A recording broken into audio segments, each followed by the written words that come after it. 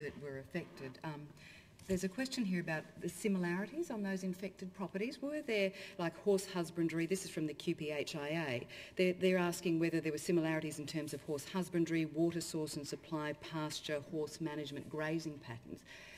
In terms of the transmission, are you seeing any commonalities there? Jim's doing some research in that area. Let me talk to that. Our group have historically always been collecting information, and BQ and DPI previously as a general part of the work when there's an incident, collecting that property information.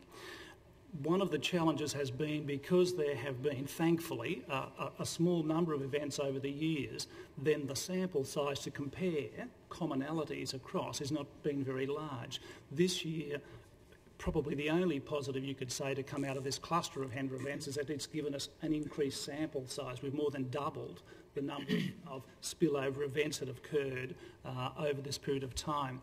So we have been more formal, if you like, this year in the context of doing IP profiles on infected premises, IP meaning infected premise.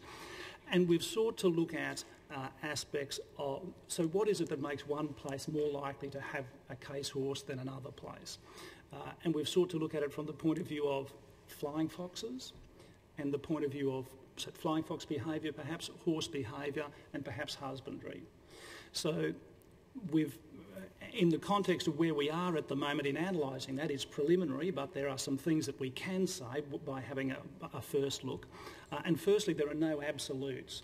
You're not going to say that if you do this, you're going to get Hendra virus, and if you do that, you're not going to get Hendra virus.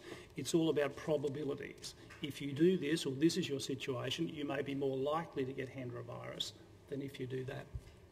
So the kinds of things that we're seeing, we're typically seeing the clear presence of flying fox food resources on the property. We're typically seeing evidence of recent flying fox feeding activity on the property.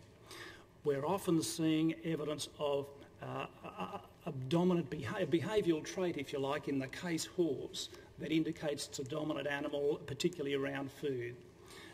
And the other thing that we're seeing, not always, but we've seen at least sometimes, and perhaps often, but I need to look at the details of that, is this pasture aspect. Is a shortage of pasture, meaning that there might be a role, an exaggerated role for a potentially hungry horse to eat stuff that it might not have eaten before.